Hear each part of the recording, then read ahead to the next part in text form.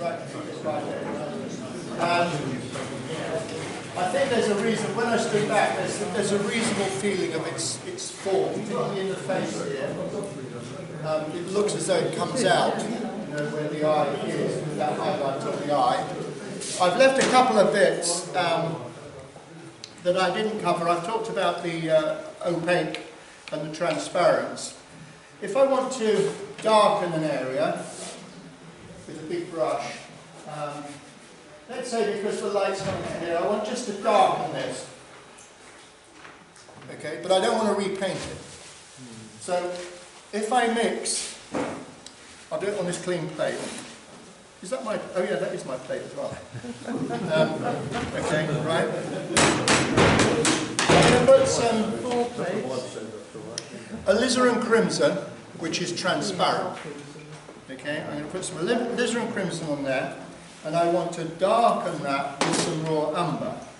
But because I don't want to, I still want to see the textural detail on there, I'll use the transparent raw umber. Transparent raw umber, and I'll mix these two colours together. Now, if you want to do this like a watercolour wash, or in acrylics and oils, you call these sort of transparent over-painting layers glazes. You're glazing on a tone or a colour. We're going to glaze on a tone or a colour. Then I would use some of the medium, because here it makes it more transparent, but it doesn't alter the consistency. Whereas when you put water with it, it makes it more transparent, but it makes it watery. So here you can go as watery as you want without actually altering the consistency of the paint. And then you just put your normal amount of water on your brush and paint it on. So I'll put some of this on. It always glues itself up, this, because this has lasted me ages, this bit of, this bottle of medium. Because it comes out sort of milky, it's not white, although it looks white, but it dries clear. So unless it's set solid, now here it comes, so I'm going to put a little bit on there. Okay, now I'm going to mix... just straight acrylic? Sorry? Does the drying time vary with it, or...? No, what with this? Yeah. Oh no, it's just the same. It's not a... it doesn't slow it down or speed it up or anything, no, it's the acrylic medium. Let me get that on there, otherwise that's it. So now, I take some clean water, and, oh, should have done it on my other plate. Anyway, if I mix those colours now to make a dark, shadowy red, okay, you can see the brush marks immediately, can't you? Because the colour's transparent. You can't paint, you know, you can't cover with this in the same way as you can with an opaque. And if I paint this on the pattern of this plate now, you can still see the detail on the pattern of the plate. Whereas if it's opaque, you paint, even if you don't do it the first time, then if you go over it a second time, you're going to lose that. So with this, we can darken or put some shade in here and just tone down the lights and darks. Can you see how that's just toned? It's just pushed back the colour on here. We could, because it's quite subtle, we could paint some feathers in up here. Okay, perhaps just tone some of this down through here. And it's subtle. Subtlety is the thing. If that's not dark enough, let it dry, just go over it again. You don't have to mix anything dark, just go over it again. And again, till you get it, till it comes out okay. Okay, then there's a couple of things I want to show you now before I do the background. And that's, there's a whole lot of more precise brushwork here to get the feathers. But what I've tried to do is to concentrate on the form, that important form, okay, to get that shape. And I think that looks okay. We've definitely got a feeling of light on here. Now, in the end, you come down to the fine detailing, which is what I do with I have been doing with a rigger at that stage, but now I'm trying to paint a lot of the painting with rigger brushes from earlier on. But I will come on to that in a moment. But if you now go back to the lights, the way you sort of paint the detail is not feather by feather, but much in the same way as I've done it here, with a bit more refinement. If you look at the feathers on the neck of the hoopoo there, they're sort of, I need to put some shadow on them to push the shadow tone down, and then pick them out a little bit more. So they still need a little bit more work. But to start off, what I eventually work to is I'm going to put some opaque yellow with this, which is cadmium yellow medium. That'll do. And possibly, well, I could have just put some of that orange. I've still got that orange over here. Still use it. Okay, so I'm going to use the orange over here. I'm going to mix it with a little white. Now, you can now, with a fine brush, let me try and get a fine brush. That's the finest one I've got. I should have brought a rigger with me, shouldn't I? Okay, so with your fine brush, you can spend another week, you can spend another few days just picking out individual feathers here. So for instance, let's look here, you could, oh that's wet still because of that glaze, but you can pick out, you can now pick out from here some individual feathers. From these loose brush marks, find, look at them and find some feather shapes in here that you can just pick out. A shape here, okay, perhaps one like that. Whoops, that's no good. You can take some detail, just lift out a little light here against the dark of that row of feathers. When that row of feathers curls out and curls back in again, because feathers are curvy, then this feather is going to, the light is going to hit this feather, which is also curving out. So we can put some light on there and lift out a little bit more detail. What I was trying to do is to get some feather shapes, but I haven't got anything obviously that I can do with that, except perhaps in the head here, where I could take I can take some little brush mark shapes and put some individual feathers in. I'm just going to perhaps lift a feather up over the face there. Just flick a little feather forward. That looks like a feather, so that's going to be a feather. Can you see that on the? Oh, that's hopeless. And so on.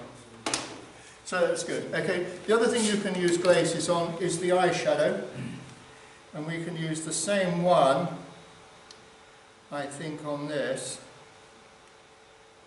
This is the, it looks like raspberry jam actually, that's lovely. Alizarin crimson and raw umber, yum yum. I'm going to put this over the eye. I better look, I suppose. Yeah. Okay, I'm going to try not to make him look asleep, but I want to put a shadow over the eye. A little bit there, to give that some, push the eye back into the socket there and create a shadow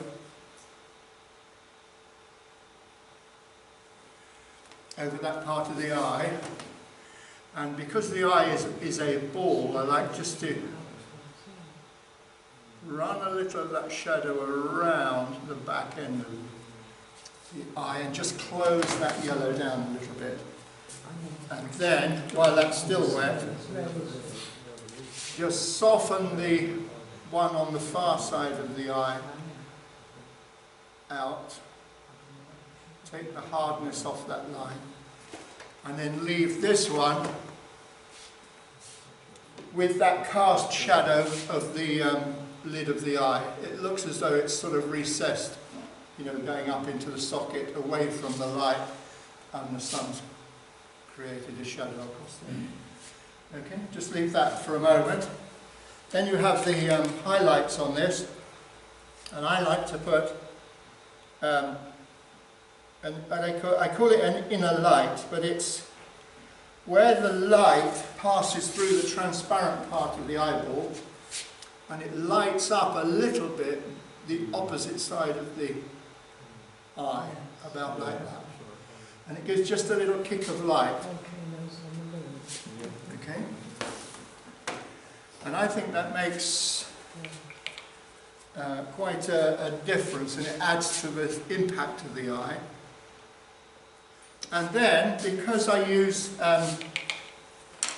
gesso for all my whites, for the highlights and catch lights, I use titanium white. I have some soft body, but I've only brought the heavy body with me. And you don't want to paint this on, you just want to take a spot of light out of the tube, and I'm going to place it, you know, directly in the shadow, about there, like that. Is that big enough to see? I'll make it a bit bigger, but because it's a physical blob of titanium white, it's brighter than any of the other whites I've got. Okay. Now, I'll let all that dry off. Let me just have a little look from the back here. Oh, that's chunky.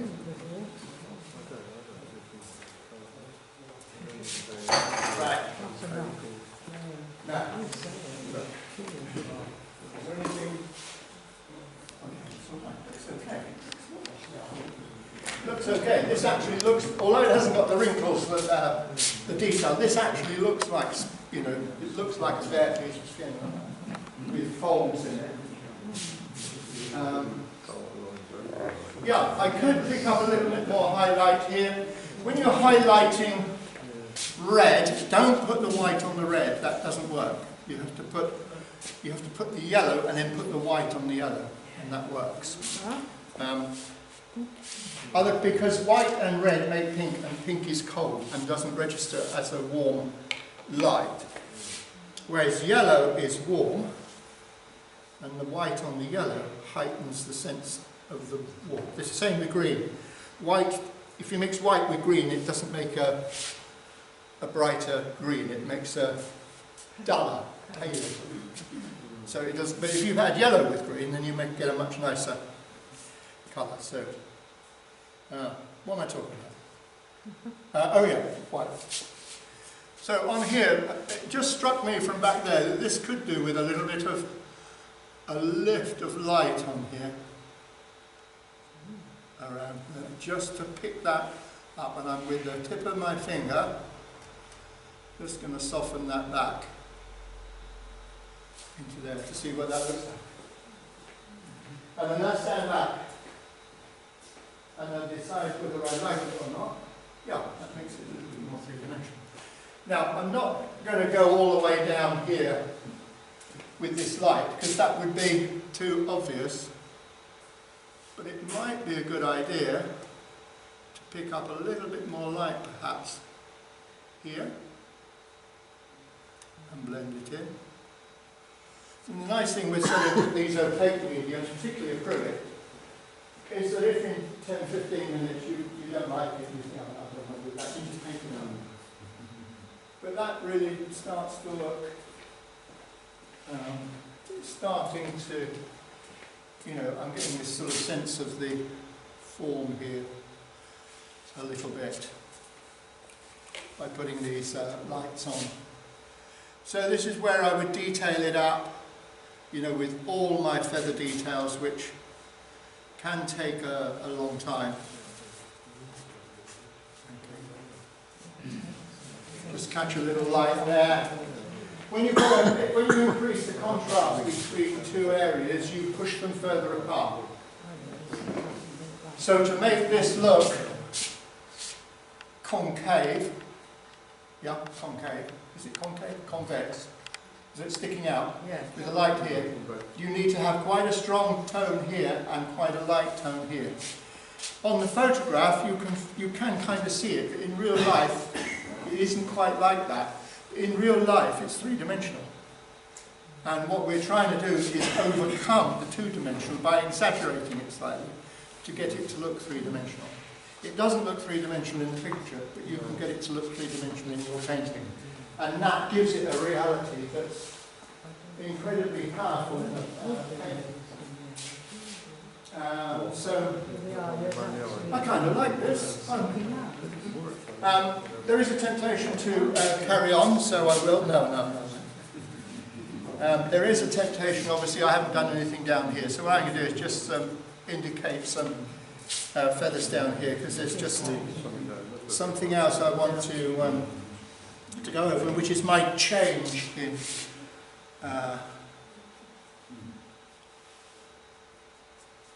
and I'll also, actually, what I want to do first is to put this background on. Now, there are certain areas of this, when you're painting, it doesn't matter whether it's landscape or whatever it is you paint, because of the two-dimensional nature of this, in order to separate things, you must force that tonal separation.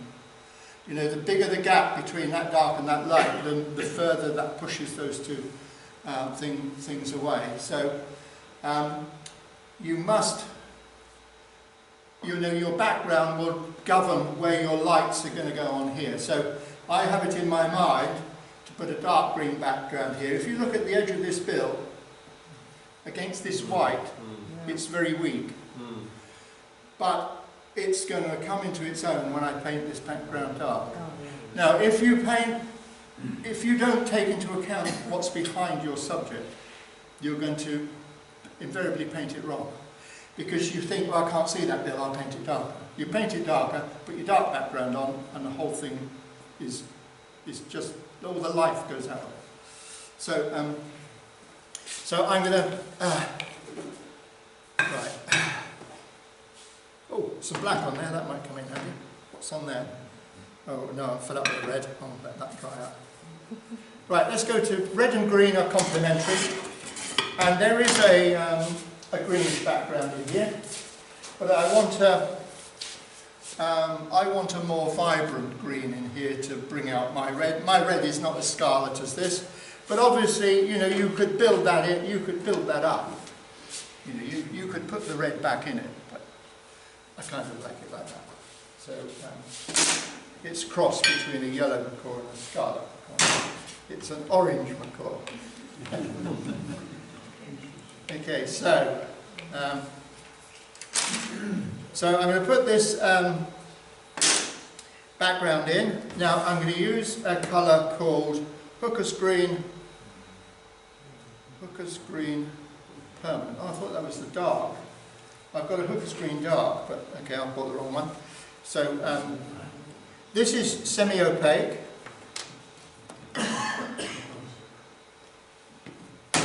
So I'm going to put a fair amount on there. And I'm going to put, I don't want this to be light. I want this to be a dark background to set this, this bird off. So I might well use some black. I'll put a little side order of black there just in case things start to look a bit pale and I can bring something into it. And then I'm going to put a burnt umber. Oh no, an ultramarine blue is good. Have I got an ultramarine blue? Yeah, ultramarine green shade, even better. I don't know what difference it makes actually on this, but I like ultramarine blue. So that's good. And I'm not going to fiddle around too much with this. I'm going to put some, I did have some burnt umber, the usual things for vegetation. A red, brown, a green, some blue. I don't want any light in it, so I'm not adding more yellow. And then if all else fails, I'll put some black in it. Okay. I'm not going to try anything too fancy with this because of speed. I should probably end up with brush marks. And I've got to try and go round this bird anyway. So we'll start off with the burnt umber and the hooker's green. Okay, and I'm going to start over here. And I'm going to put quite a vigorous, yeah, I can see brush marks, so I'm going to keep a vigorous and varied brush mark to, it might suggest leaves, you know. I'll put a bit of black in there. And that will suggest a bit of shadow, won't it? And I'm going to bring that down to the bird there to get that. And just blend that back in. Now, that lovely sort of strong colour. Again, then when this is done, you could then, with some white, lift some feathers up and then colour the feathers over the background. Okay, so I'm going to take this across now, over the head here. Okay, I'm going to turn this upside down, because I'm going to push this up to here. This is a fairly crude line along here, but I've actually added a bit to the top of this head by request. So it does look as though, a bit as though you've got a flat cap on, I must admit.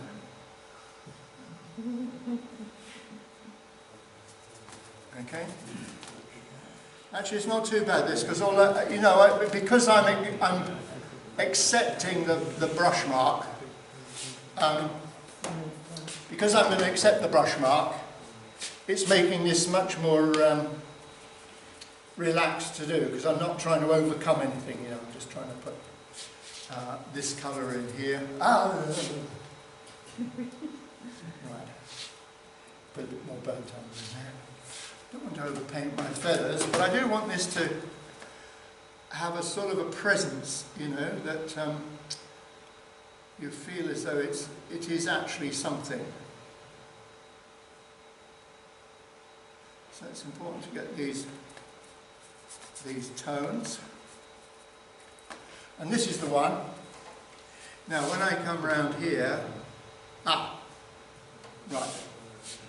that's darker there, isn't it? So I might put a bit of light there. Anyway, let's not start there. Let's start this way around. Oh, I can't actually. Okay, let's come in here. I'm going to hold my breath now.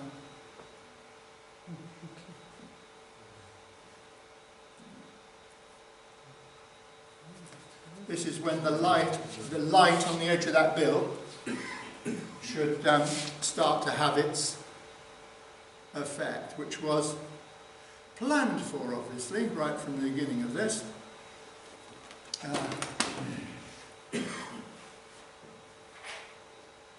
Now, if you do wish I'd stop talking.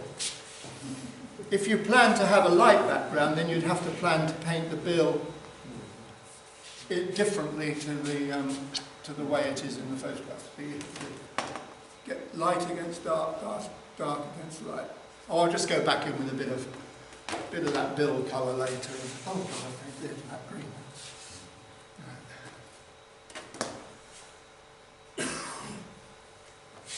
Right, I'll just try that again. Yeah, I might get away with that. That's fine. Okay, now down here, I'm going to pick up some of that yellow because I'm going to put a little bit of light in here because of the dark of the bill.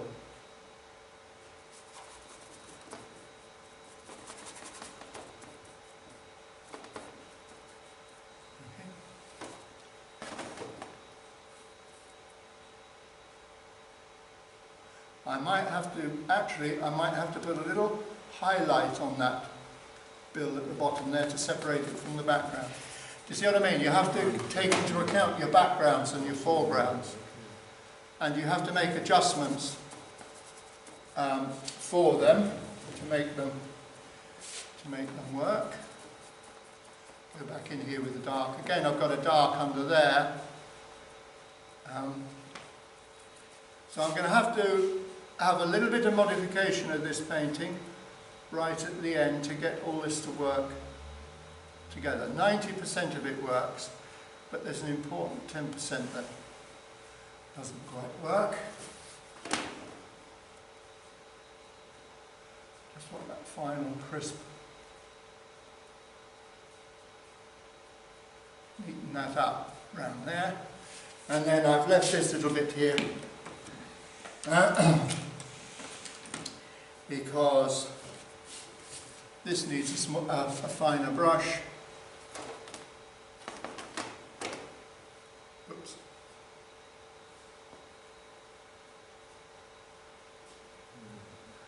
I've got to lose all the white in the background, and that just looks silly. So I'm going to bring, find somewhere that's dry. That little bit of light on the tongue now can be seen. And that down through there. I'll have to come back to that, but I've got a bit of time.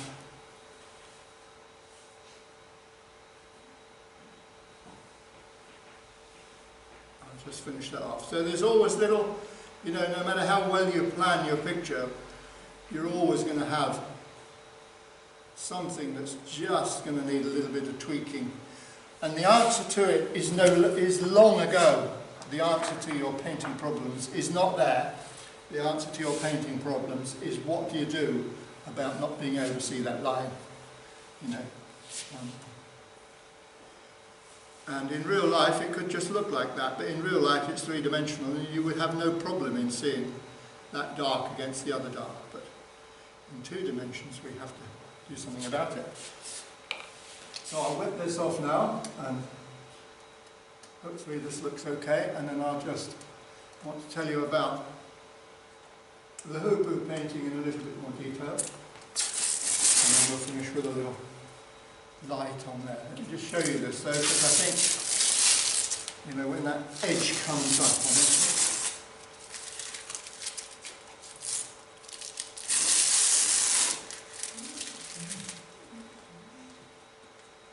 So although the background is rough and ready, once you get that sort of crisp edge on it, it sort of pulls it together, doesn't it? So, and I think that green, there's enough green in there to pull the reds up a little bit. And those brush marks, see how they brush mark? If you get a sense of form in your picture, see how your brain reads those marks. It reads them as light catching leaves. But we all know it's just brush marks. So that's kind of good. I will finish this. I'll put this little bit of adjustment on here in a moment. I don't think there's anything I've omitted on here. Now, I said at the beginning that I've changed the way, I've only done it recently, and what I've done on the hoopoo here is an acrylic underpainting, but I'm overpainting this with oils. Okay? And I'm overpainting with oils in order to get the blending more for the fur and feather. And the oils I'm using, I've got them here, are the Winsor & Newton Griffin Alkyds. Now these are oil paints, but they haven't got a linseed oil medium, they have an alkyd resin. Rather like an acrylic resin, but the alkyd resin is fully compatible with oil paint. So it'll mix with linseed oil, it'll clean your brushes with white spirit, but there is no smell with it, and the drying time, everything I've painted with it is dry the next day. It just dries quickly. A lot of artists will use the medium, the alkyd medium that comes with this, with their oils, to speed up the drying time. So it's fully compatible with oil paint. You can mix this with oil paint, or you can paint it with oil paint, because you still use white spirit to clean up and so on. The medium is called liquid. It's all been around for a while, and a lot of oil painters use liquid as their medium, fast-drying medium with conventional oils. But I found with these, I get the effect of oil painting. Well, it is oil. I get that oil painting effect over a acrylic background. And so I did the blocking in with this in acrylic, developed the light patches in the background here, and to get the stripes and the pattern on the bird. And everything is oil except for the black and white wings and tail. That's still acrylic. So, you know, I'm hoping, if you look closer at this, there is a sort of a softness and a control of the paint. You can get it with acrylic, but you have to do, the layering. Now you can get it with oil, but traditional oil you lose because you have to wait so long time for it to dry before you can do layers. But with this, it sort of seems to me a good way of working. So from now on, I'm going to use an acrylic underpainting and oil overpainting, but I'm using these alkyds. There's only about 30 colours in the range. Apparently when I looked into them... You mentioned their strongest attribute. Sorry? You mentioned the alkyd paint's strongest attribute. Which is? They're cheap. Oh, they are cheap. Yes, they are. Tube. They are very cheap. In fact, when I did a bit of research on them, Winsor and Newton started to try to introduce an artist range of alkyds, but they never took off. And so they abandoned it. So now their alkyd range, I think, you can buy them, this size tube, you can buy them for under £4 a tube. I mean, you know, Jackson's, and I bought quite a few from Jackson's in bulk. Was it Jackson's or, I think Jackson's were slightly cheaper than Ken Bromley.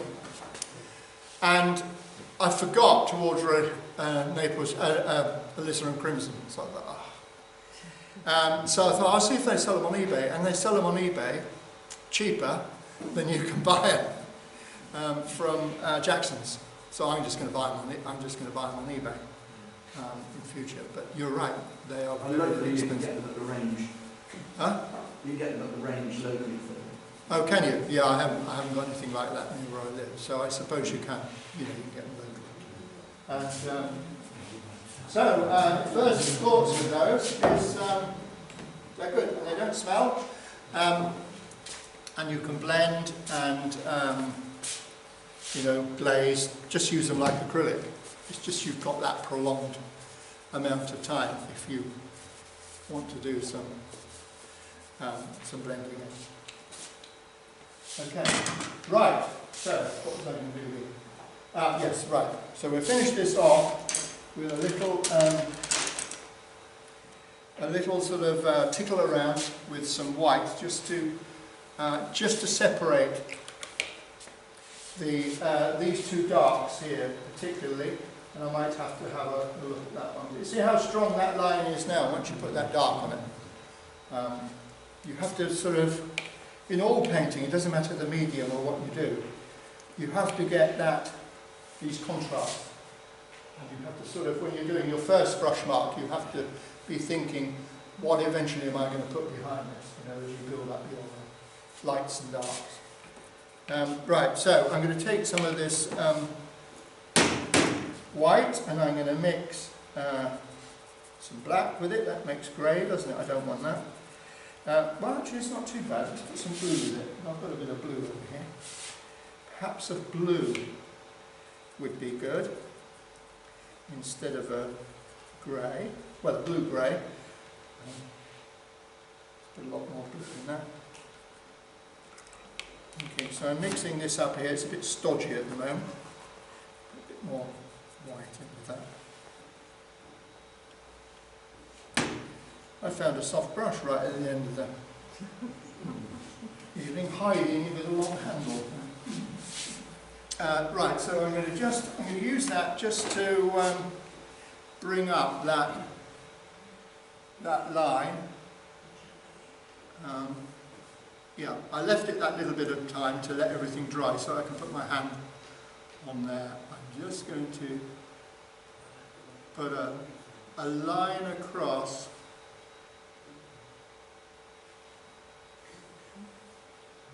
to there.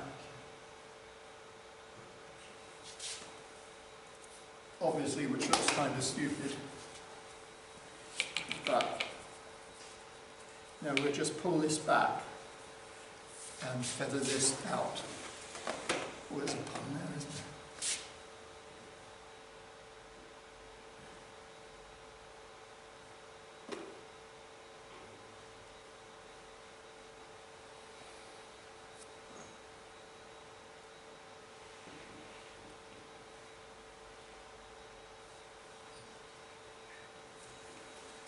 A friend of mine the other day said he was trying his best to get a picture hung in the Louvre. He couldn't make his mind up whether it be the upstairs Louvre or the downstairs.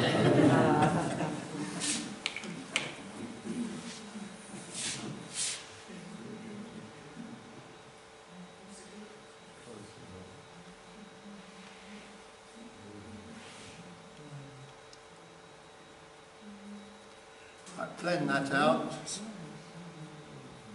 We might have to go back in the other way with some darker colour.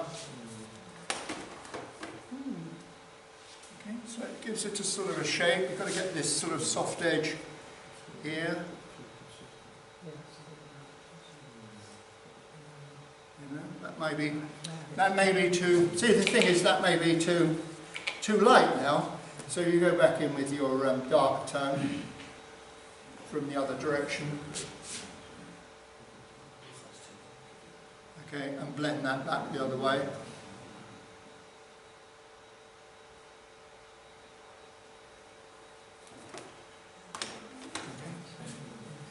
Because all you want is a little soft light just to lift that, separate those two tones.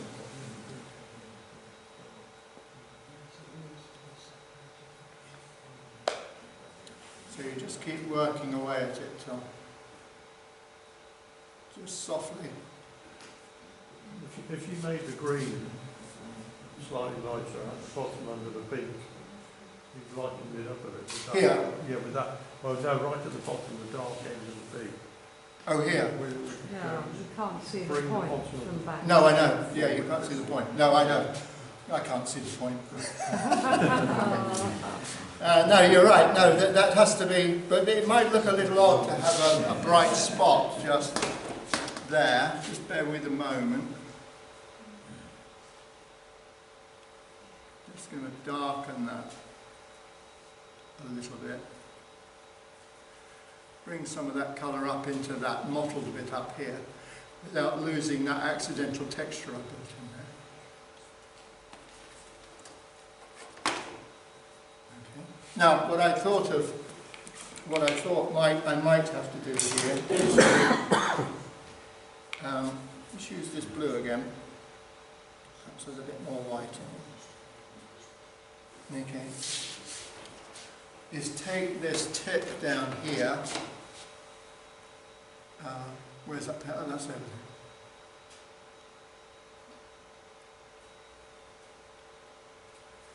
And just lift a little light along the bottom edge of this bill as well. Sometimes you have to take an artistic decision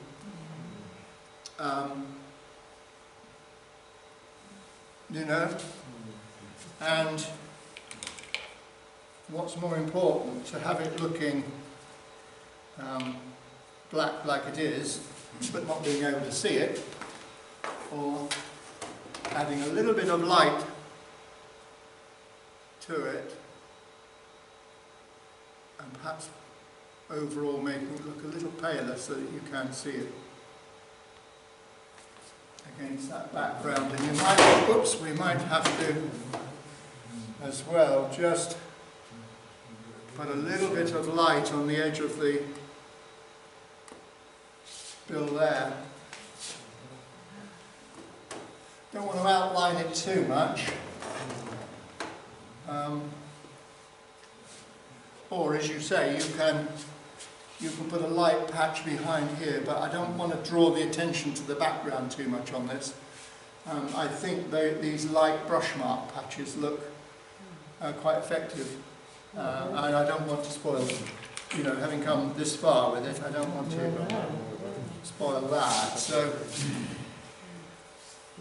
the other thing is just to ignore the black tip and to, but I think we've got a sort of a sheen on there now that, you know, and then we could perhaps even get away with a little bit of white gesso with a touch of blue in it.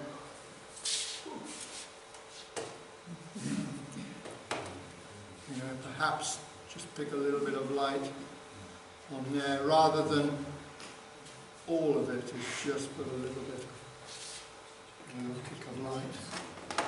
What do you think? Does that make a difference? Also, actually, with the black here, it's a good idea. This looks a little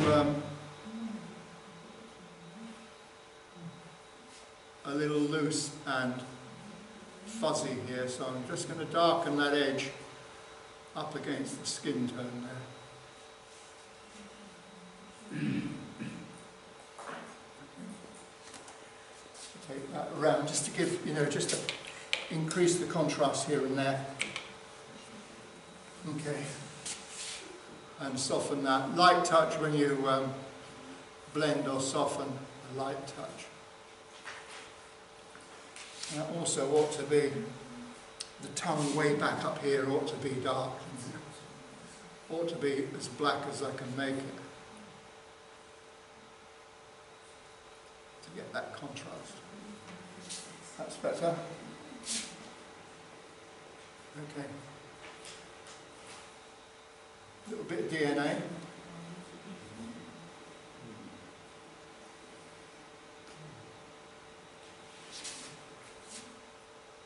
Yeah, that's okay. Sure, 2 minutes to go. Look at that. Okay. I hope, let's just have a quick look at that. You see what I mean? So you need to sort of fiddle around with it, and no, that doesn't quite work still, does it?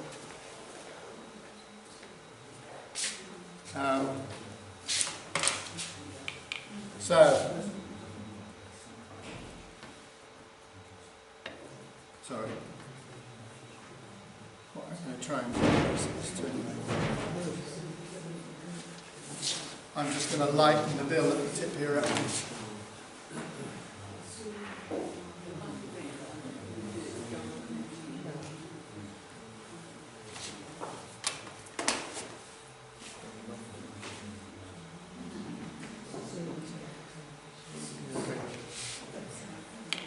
Loose is flat. Yeah. Yeah, okay, that's not too bad. I could do with still a little bit of light under here, sorry. Oh, God.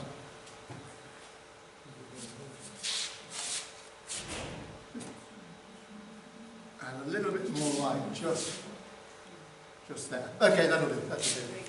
Okay, hope you enjoyed that.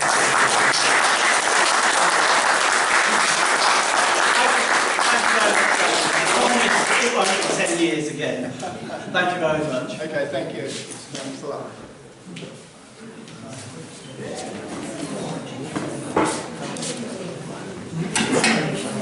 Good, good. The mess I've made at this